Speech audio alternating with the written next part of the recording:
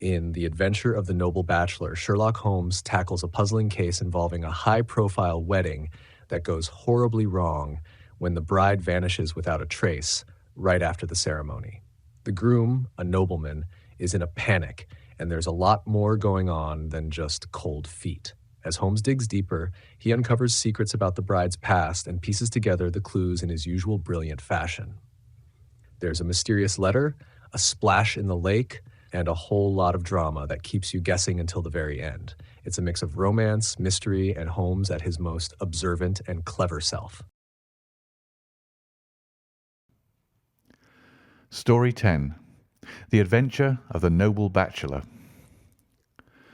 The Lord St. Simon marriage and its curious termination have long ceased to be a subject of interest in those exalted circles in which the unfortunate bridegroom moves.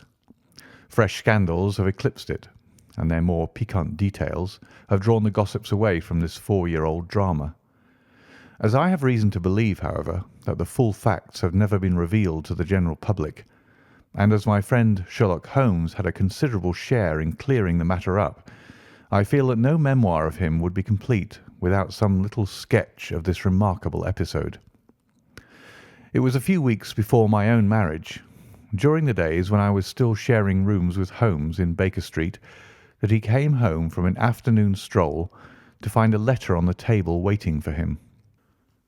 I had remained indoors all day, for the weather had taken a sudden turn to rain, with high autumnal winds, and the Jezail bullet which I had brought back in one of my limbs as a relic of my Afghan campaign throbbed with dull persistence. With my body in one easy chair and my legs upon another, I had surrounded myself with a cloud of newspapers, until at last, saturated with the news of the day, I tossed them all aside and lay listless, watching the huge crest and monogram upon the envelope upon the table, and wondering lazily who my friend's noble correspondent could be. "Here is a very fashionable epistle," I remarked as he entered. "Your morning letters, if I remember right, were from a fishmonger and a tide waiter." "Yes, my correspondence has certainly the charm of variety," he answered, smiling, "and the humbler are usually the more interesting. This looks like one of those unwelcome social summonses which call upon a man either to be bored or to lie." He broke the seal and glanced over the contents. "Oh, come, it may prove to be something of interest after all." "Not social, then?" "No, distinctly professional." "And from a noble client?" "One of the highest in England." "My dear fellow, I congratulate you." "I assure you, Watson, without affectation, that the status of my client is a matter of less moment to me than the interest of his case.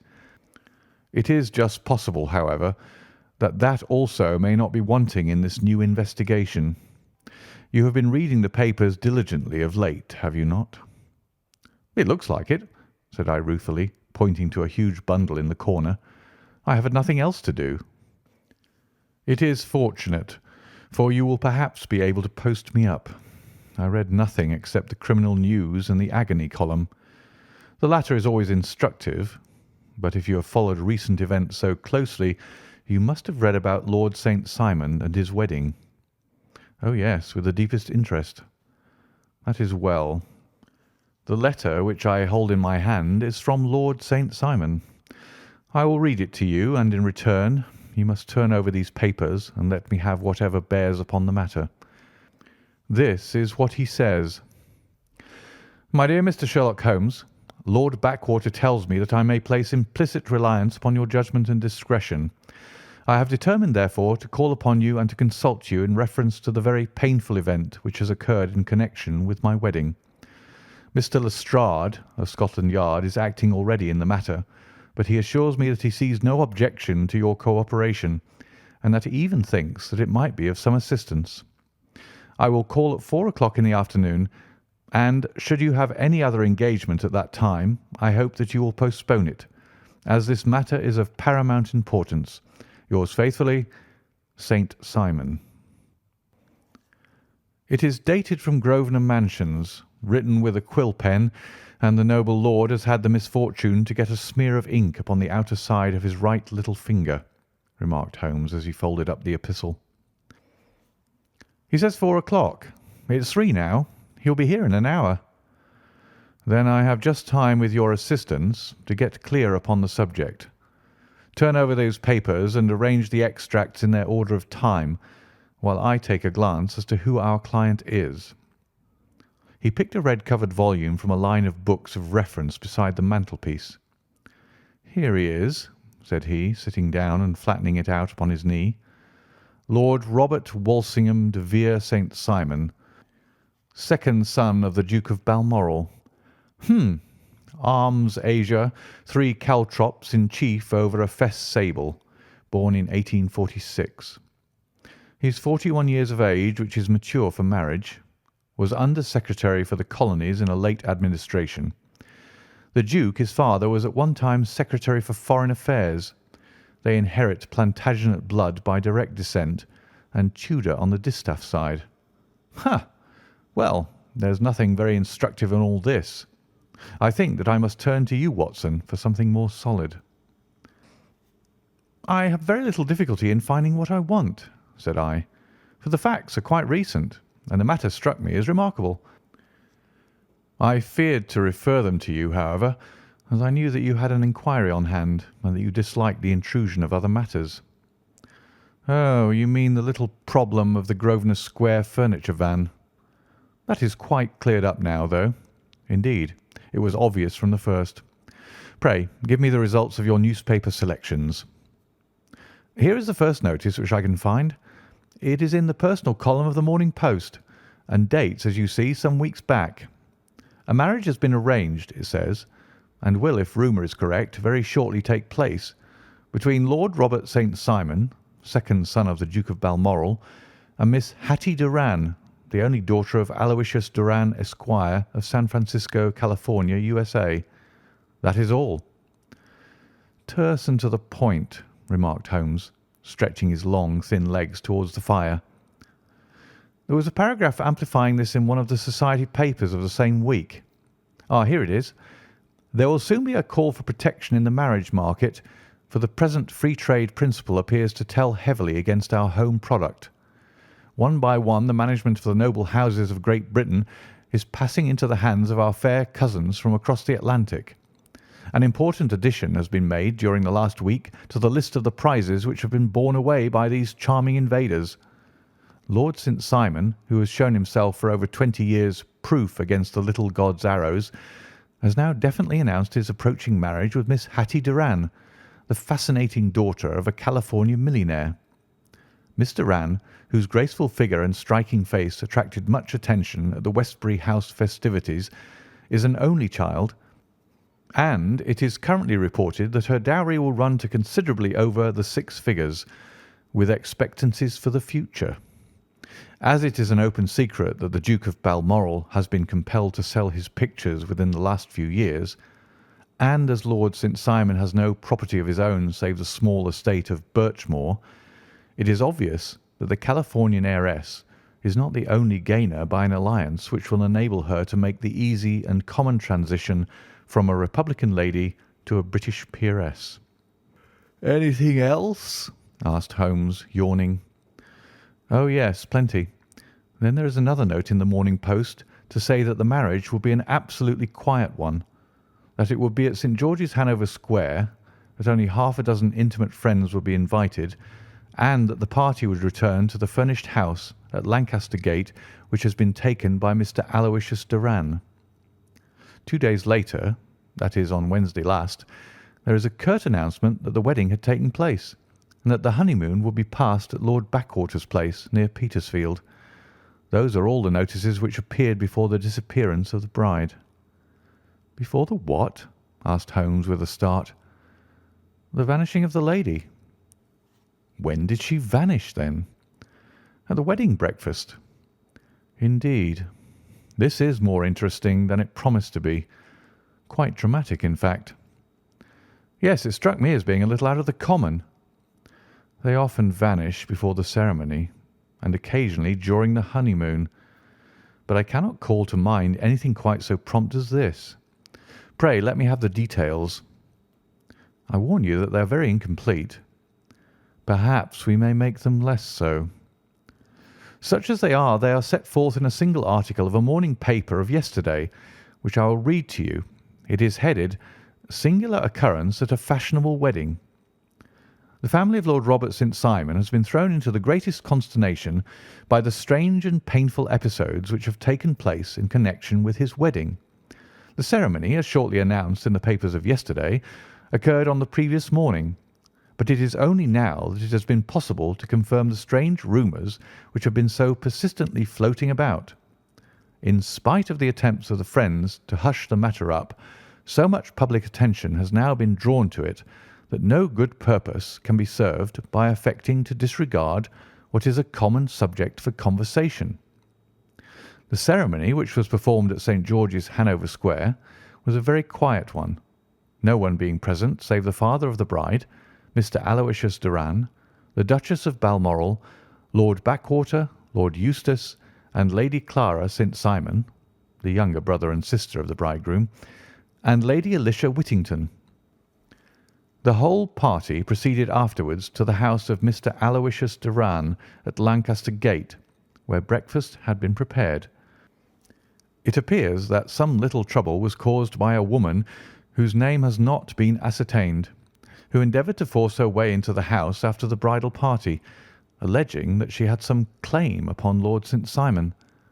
It was only after a painful and prolonged scene that she was ejected by the butler and the footman.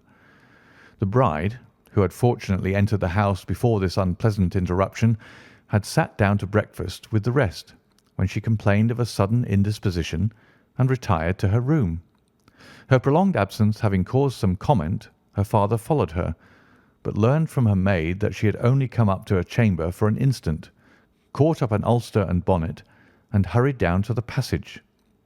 One of the footmen declared that he had seen a lady leave the house thus apparelled, but had refused to credit that it was his mistress, believing her to be with the company. On ascertaining that his daughter had disappeared, Mr. Aloysius Doran, in conjunction with the bridegroom, instantly put themselves in communication with the police, and very energetic inquiries are being made, which will probably result in a speedy clearing up of this very singular business. Up to a late hour last night, however, nothing had transpired as to the whereabouts of the missing lady.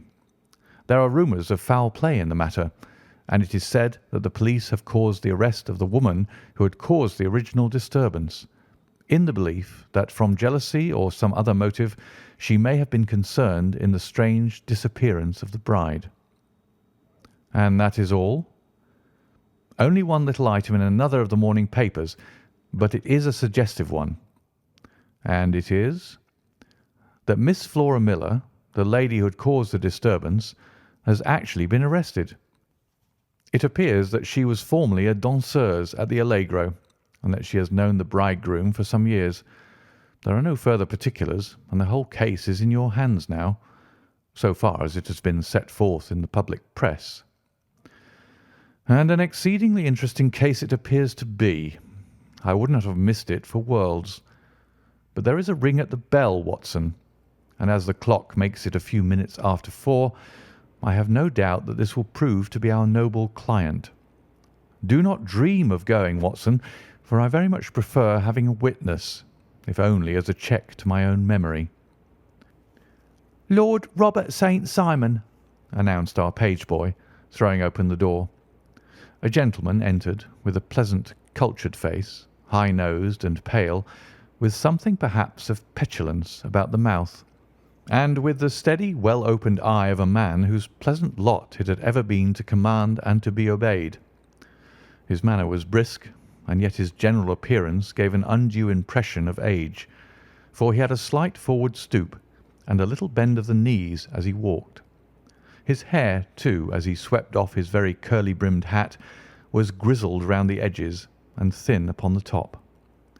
As to his dress, it was careful to the verge of foppishness, with high collar, black frock coat, white waistcoat, yellow gloves, patent leather shoes, and light-coloured gaiters.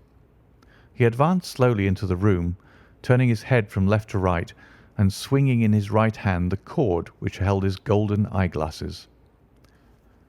"Good day, Lord St. Simon," said Holmes, rising and bowing. "Pray take the basket chair. This is my friend and colleague, Dr. Watson. Draw up a little to the fire, and we will talk this matter over." "A most painful matter to me, as you can most readily imagine, Mr. Holmes. I have been cut to the quick. I understand that you have already managed several delicate cases of this sort, though I presume that they were hardly from the same class of society." "No, I am descending." "I beg pardon?" "My last client of the sort was a king." "Oh, really? I had no idea. And which king?" "The King of Scandinavia." "What! Had he lost his wife?" "You can understand," said Holmes suavely, "that I extend to the affairs of my other clients the same secrecy which I promised to you in yours." "Of course. Very right. Very right. I'm sure I beg pardon. As to my own case, I am ready to give you any information which may assist you in forming an opinion." "Thank you. I have already learned all that is in the public prints, nothing more. I presume that I may take it as correct, this article, for example, as to the disappearance of the bride." Lord St. Simon glanced over it. "Yes, it is correct, as far as it goes." "But it needs a great deal of supplementing before anyone could offer an opinion. I think that I may arrive at my facts most directly by questioning you." "Pray do so." "When did you first meet Miss Hatty Doran?" "In San Francisco a year ago."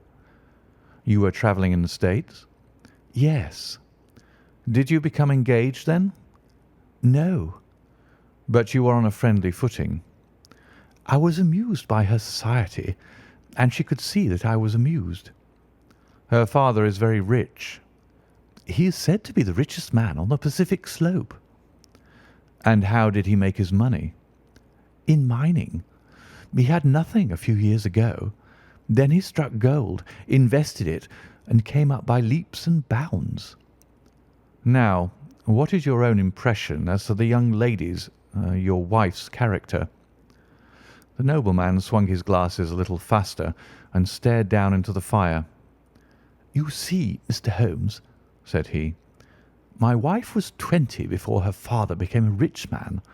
During that time she ran free in a mining camp and wandered through woods or mountains, so that her education has come from nature rather than from the schoolmaster. She is what we call in England a tomboy, with a strong nature, wild and free, unfettered by any sort of traditions. She is impetuous, volcanic, I was about to say. She is swift in making up her mind and fearless in carrying out her resolutions.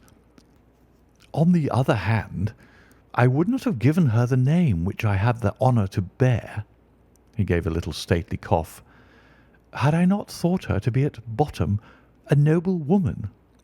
I believe that she is capable of heroic self-sacrifice, and that anything dishonourable would be repugnant to her." "Have you her photograph?" "I brought this with me." He opened a locket and showed us the full face of a very lovely woman. It was not a photograph, but an ivory miniature, and the artist had brought out the full effect of the lustrous black hair, the large dark eyes, and the exquisite mouth. Holmes gazed long and earnestly at it. Then he closed the locket and handed it back to Lord St. Simon. "The young lady came to London, then, and you renewed your acquaintance?" "Yes. Her father brought her over for this last London season. I met her several times, became engaged to her, and have now married her."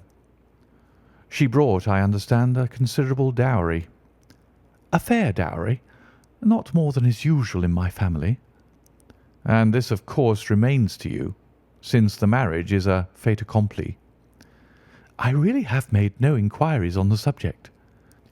"Very naturally not. Did you see Miss Doran on the day before the wedding?" "Yes."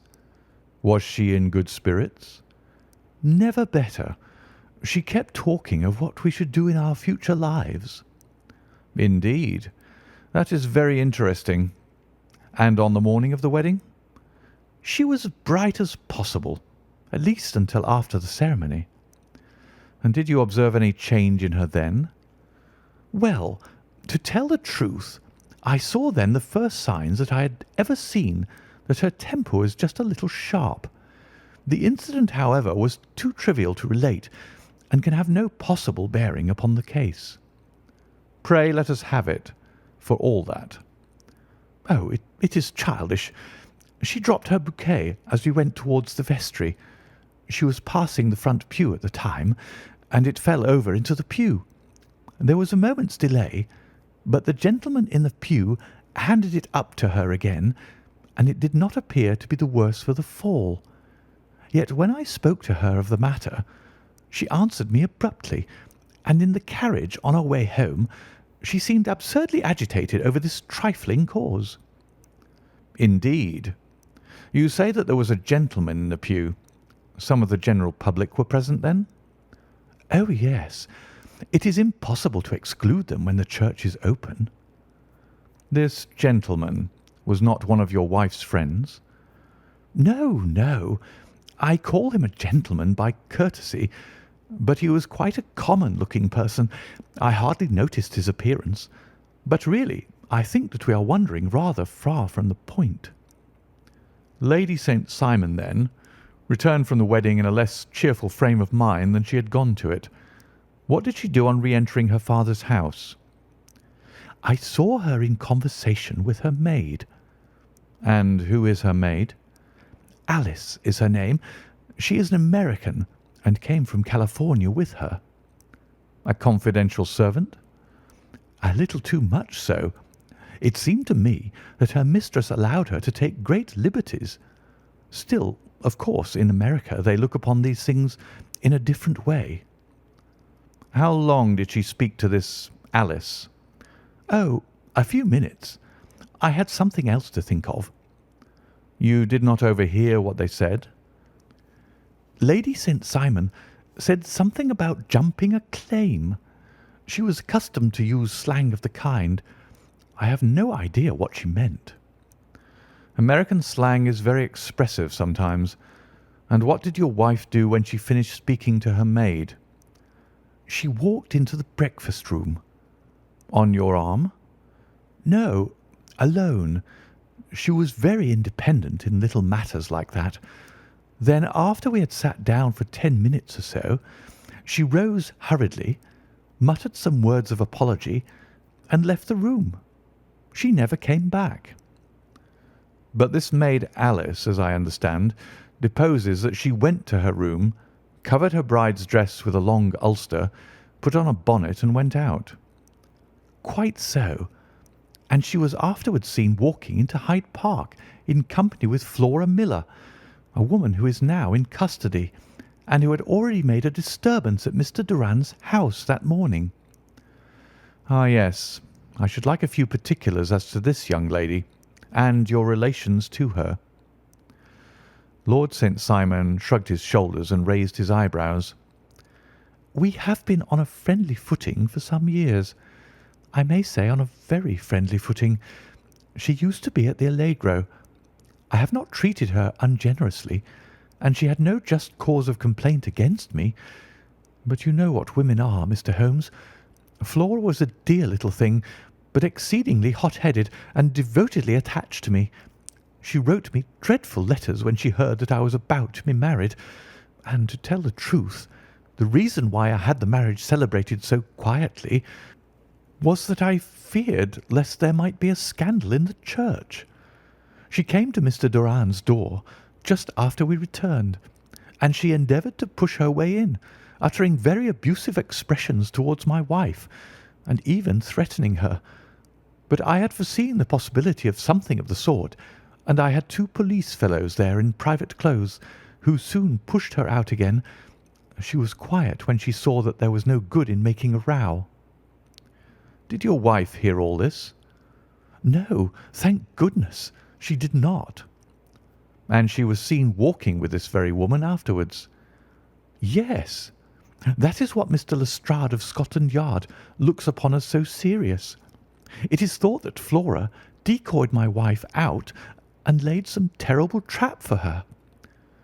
"Well, it is a possible supposition." "You think so too?" "I did not say a probable one, but you do not yourself look upon this as likely." "I do not think Flora would hurt a fly." "Still, jealousy is a strange transformer of characters. Pray, what is your own theory as to what took place?" "Well, really, I came to seek a theory, not to propound one. I have given you all the facts. Since you ask me, however, I may say that it has occurred to me as possible that the excitement of this affair, the consciousness that she had made so immense a social stride, had the effect of causing some little nervous disturbance in my wife." "In short, that she had become suddenly deranged."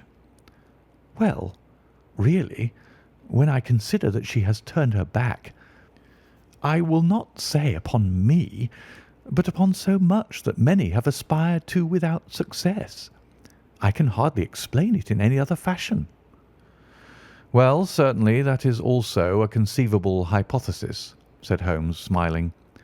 "And now, Lord St. Simon, I think that I have nearly all my data. May I ask whether you were seated at the breakfast table so that you could see out of the window?" "We could see the other side of the road and the park." "Quite so. Then I do not think that I need to detain you longer. I shall communicate with you." "Should you be fortunate enough to solve this problem," said our client, rising. "I have solved it." "Eh? What was that?" "I say that I have solved it." "Where, then, is my wife?"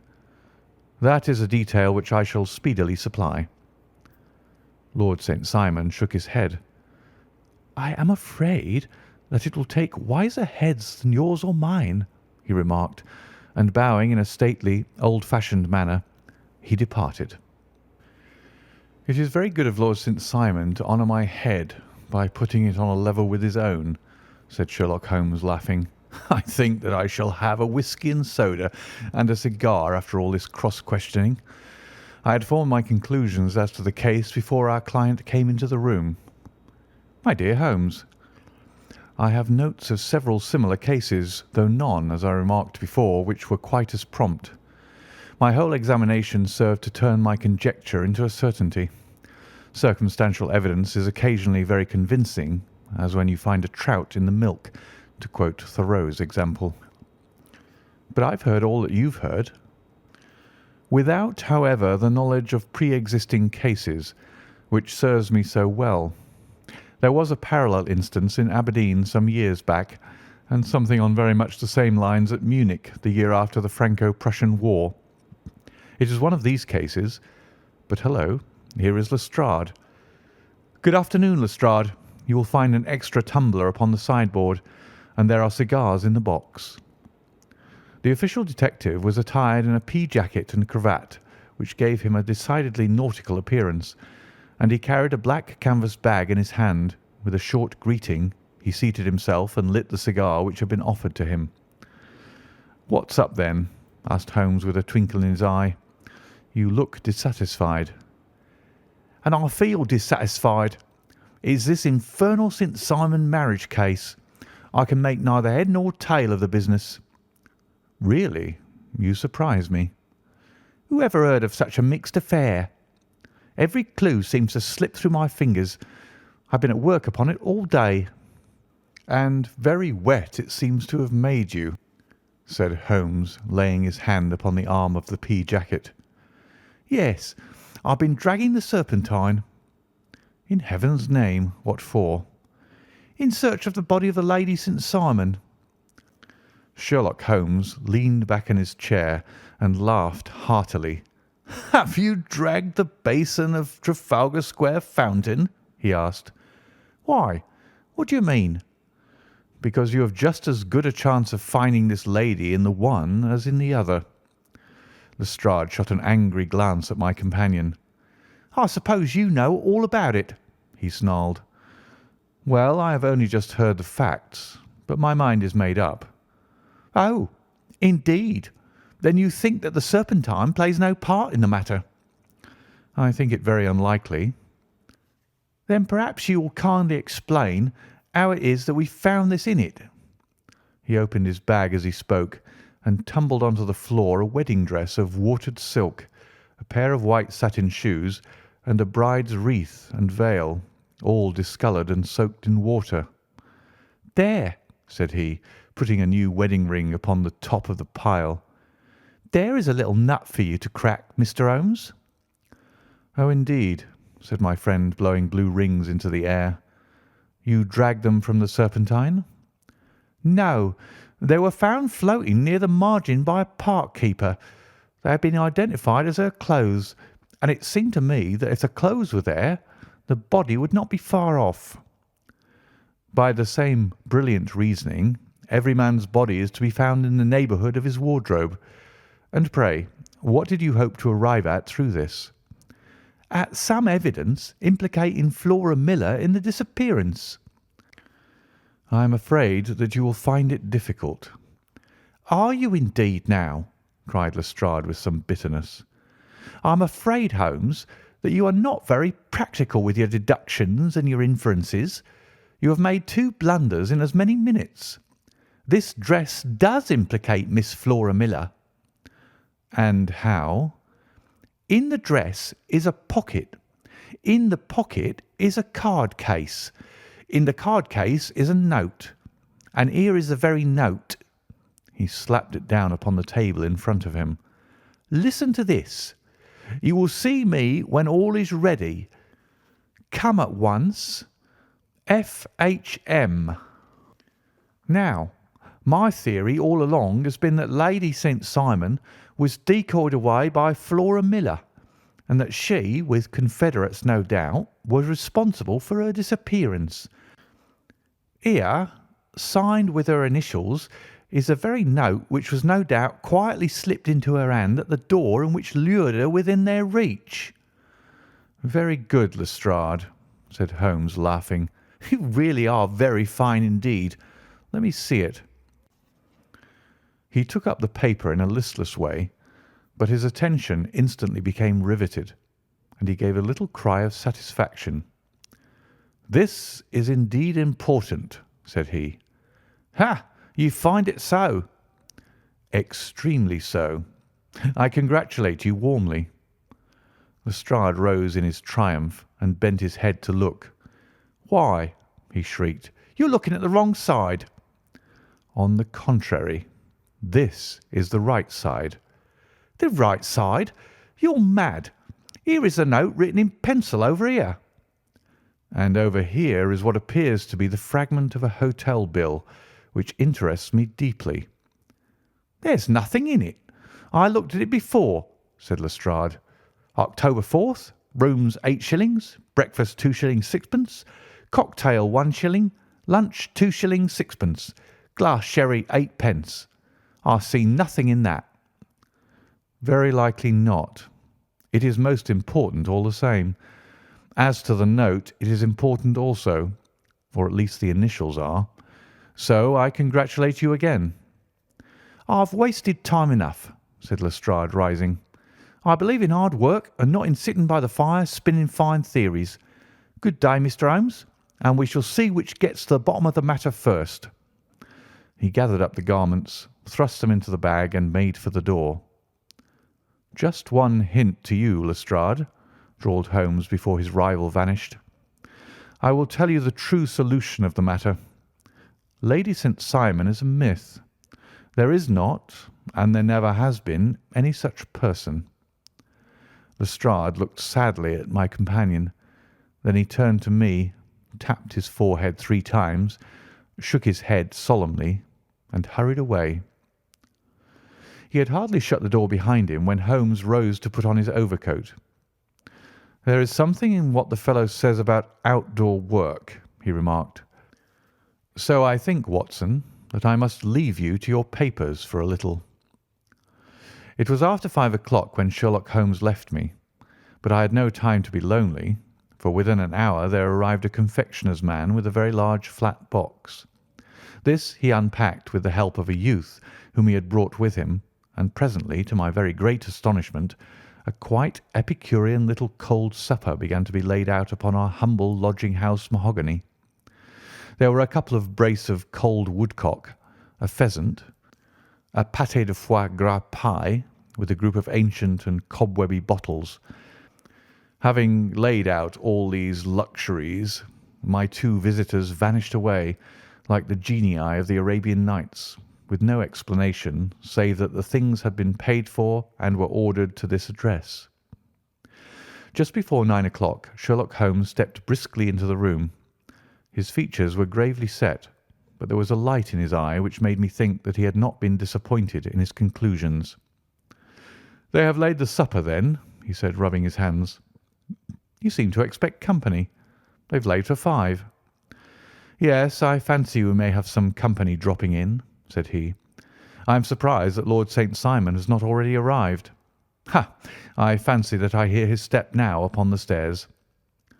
It was indeed our visitor of the afternoon who came bustling in, dangling his glasses more vigorously than ever, and with a very perturbed expression upon his aristocratic features. "My messenger reached you, then?" asked Holmes. "Yes, and I confess that the contents startled me beyond measure. Have you good authority for what you say?" "The best possible." Lord St. Simon sank into a chair and passed his hand over his forehead. "What will the Duke say," he murmured, "when he hears that one of the family has been subjected to such humiliation?" "It is the pure accident. I cannot allow that there is any humiliation." "Ah, you look on these things from another standpoint." "I fail to see that anyone is to blame. I can hardly see how the lady could have acted otherwise, though her abrupt method of doing it was undoubtedly to be regretted. Having no mother, she had no one to advise her at such a crisis." "It was a slight, sir, a public slight," said Lord St. Simon, tapping his fingers upon the table. "You must make allowance for this poor girl, placed in so unprecedented a position." "I will make no allowance. I am very angry indeed, and I have been shamefully used." "I think that I heard a ring," said Holmes. "Yes, there are steps on the landing. If I cannot persuade you to take a lenient view of the matter, Lord St. Simon, I have brought an advocate here who may be more successful." He opened the door and ushered in a lady and gentleman. "Lord St. Simon," said he, "allow me to introduce you to Mr. and Mrs. Francis Hay Moulton. The lady, I think, you have already met." At the sight of these newcomers our client had sprung from his seat and stood very erect, with his eyes cast down and his hand thrust into the breast of his frock-coat, a picture of offended dignity. The lady had taken a quick step forward and had held out her hand to him, but he still refused to raise his eyes. It was as well for his resolution, perhaps, for her pleading face was one which it is hard to resist. "You're angry, Robert," said she. "Well, I guess you have every cause to be." "Pray make no apology to me," said Lord Simon bitterly. "Oh, yes, I know that I have treated you real bad, and that I should have spoken to you before I went, but I was kind of rattled, and from the time when I saw Frank here again, I just didn't know what I was doing or saying. I only wonder I didn't fall down and do a faint right there before the altar." "Perhaps, Mrs. Moulton, you would like my friend and me to leave the room while you explain this matter." "If I may give an opinion," remarked the strange gentleman, "we've had just a little too much secrecy over this business already. For my part, I should like all Europe and America to hear the rights of it." He was a small, wiry, sunburnt man, clean-shaven, with a sharp face and alert manner. "Then I'll tell our story right away," said the lady. "Frank here and I met in '84 in Maguire's camp near the Rockies, where Pa was working a claim. We were engaged to each other, Frank and I, but then one day Father struck a rich pocket and made a pile, while poor Frank here had a claim that petered out and came to nothing. The richer Pa grew, the poorer was Frank. So at last Pa wouldn't hear of our engagement lasting any longer, and he took me away to Frisco. Frank wouldn't throw up his hand, though, so he followed me there, and he saw me without Pa knowing anything about it. It would only have made him mad to know, so we just fixed it all up for ourselves. Frank said that he would go and make his pile too, and never come back to claim me until he had as much as Pa. So then I promised to wait for him to the end of time and pledged myself not to marry anyone else while he lived. 'Why wouldn't we be married right away then?' said he, 'and then I will feel sure of you, and I won't claim to be your husband until I come back.' Well, we talked it over, and he had fixed it all up so nicely with a clergyman all ready and waiting that we just did it right there and then. Frank went off to seek his fortune, and I went back to Pa. The next I heard of Frank was that he was in Montana, and then he went prospecting in Arizona, and then I heard of him from New Mexico. After that came a long newspaper story about how a miners' camp had been attacked by Apache Indians, and there was my Frank's name among the killed. I fainted dead away, and I was very sick for months after. Pa thought I had a decline and took me to half the doctors in Frisco. Not a word of news came for a year and more, so that I never doubted that Frank was really dead. Then Lord St. Simon came to Frisco, and we came to London, and a marriage was arranged, and Pa was very pleased, but I felt all the time that no man on this earth would ever take the place in my heart that had been given to my poor Frank. Still, if I had married Lord St. Simon, of course I'd have done my duty by him. We can't command our love, but we can our actions. I went to the altar with him with the intention to make him just as good a wife as it was in me to be. But you may imagine what I felt when, just as I came to the altar rails, I glanced back and saw Frank standing and looking at me out of the first pew. I thought it was his ghost at first, but when I looked again, there he was still, with a kind of question in his eyes, as if to ask me whether I was glad or sorry to see him. I wonder I didn't drop. I know that everything was turning round, and the words of the clergyman were just like the buzz of a bee in my ear. I didn't know what to do. Should I stop the service and make a scene in the church? I glanced at him again, and he seemed to know what I was thinking, for he raised his finger to his lips to tell me to be still. Then I saw him scribble on a piece of paper, and I knew that he was writing me a note. As I passed his pew on the way out, I dropped my bouquet over to him, and he slipped the note into my hand when he returned me the flowers. It was only a line asking me to join him when he made the sign to me to do so. Of course, I never doubted for a moment that my first duty was now to him, and I determined to do just whatever he might direct. When I got back, I told my maid, who had known him in California and had always been his friend. I ordered her to say nothing, but to get a few things packed and my ulster ready. I know I ought to have spoken to Lord St. Simon, but it was dreadful hard before his mother and all those great people. I just made up my mind to run away and explain afterwards. I hadn't been at the table 10 minutes before I saw Frank out of the window at the other side of the road. He beckoned to me and then began walking into the park. I slipped out, put on my things and followed him. Some woman came talking something or other about Lord St. Simon to me. Seemed to me from the little I heard as if he had had a little secret of his own before marriage also. But I managed to get away from her and soon overtook Frank. We got into a cab together, and away we drove to some lodgings he had taken in Gordon Square.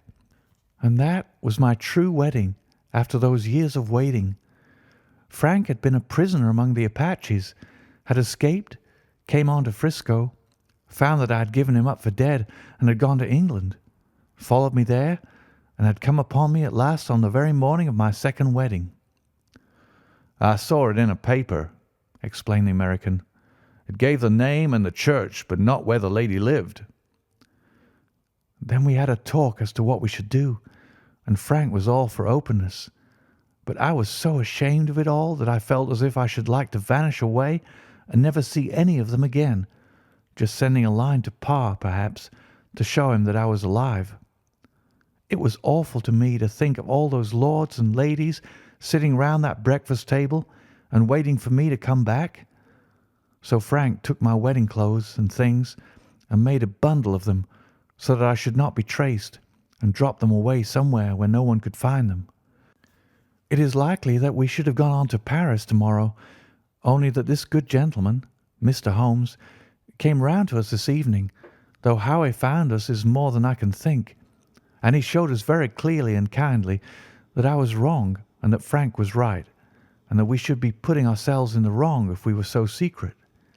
Then he offered to give us a chance of talking to Lord St. Simon alone, and so we came right away round to his rooms at once. Now, Robert, you've heard it all, and I'm very sorry if I've given you pain, and I hope that you do not think very meanly of me." Lord St. Simon had by no means relaxed his rigid attitude, but had listened with a frowning brow and a compressed lip to this long narrative. "Excuse me," he said, "but it is not my custom to discuss my most intimate personal affairs in this public manner." "Then you won't forgive me? You won't shake hands before I go?" "Oh, certainly, if it would give you any pleasure." He put out his hand and coldly grasped that which she extended to him. "I had hoped," suggested Holmes, "that you would have joined us in a friendly supper." "I think that there you ask a little too much," responded his lordship. "I may be forced to acquiesce in these recent developments, but I can hardly be expected to make merry over them. I think that with your permission, I will now wish you all a very good night." He included us all in a sweeping bow and stalked out of the room. "Then I trust that you will at least honour me with your company," said Sherlock Holmes. "It is always a joy to meet an American, Mr. Moulton, for I am one of those who believe that the folly of a monarch and the blundering of a minister in far gone years will not prevent our children from being some day citizens of the same world-wide country under a flag which shall be a quartering of the Union Jack with the stars and stripes." "The case has been an interesting one," remarked Holmes when our visitors had left us, "because it serves to show very clearly how simple the explanation may be of an affair which at first sight seems to be almost inexplicable. Nothing could be more natural than the sequence of events as narrated by this lady, and nothing stranger than the result when viewed, for instance, by Mr. Lestrade of Scotland Yard." "You are not yourself at fault at all, then?" "From the first, two facts were very obvious to me. The one, that the lady had been quite willing to undergo the wedding ceremony. The other, that she had repented of it within a few minutes of returning home. Obviously something had occurred during the morning, then, to cause her to change her mind. What could that something be? She could not have spoken to anyone when she was out, for she had been in the company of the bridegroom. Had she seen someone, then?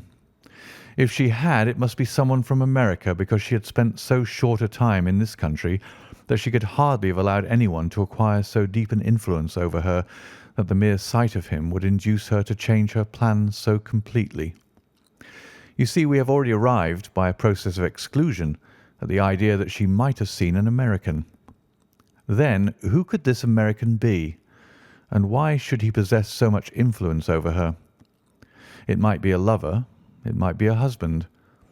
Her young womanhood had, I knew, been spent in rough scenes and under strange conditions. So far I had got before I ever heard Lord St. Simon's narrative. When he told us of a man in a pew, of the change in the bride's manner, of so transparent a device for obtaining a note as the dropping of a bouquet, of her resort to her confidential maid, and of a very significant allusion to claim jumping, which in miners' parlance means taking possession of that which another person has a prior claim to, the whole situation became absolutely clear. She had gone off with a man, and the man was either a lover or was a previous husband, the chances being in the favour of the latter. And how in the world did you find them? It might have been difficult, but friend Lestrade held information in his hands, the value of which he did not himself know. The initials were, of course, of the highest importance, but more valuable still was it to know that within a week he had settled his bill at one of the most select London hotels.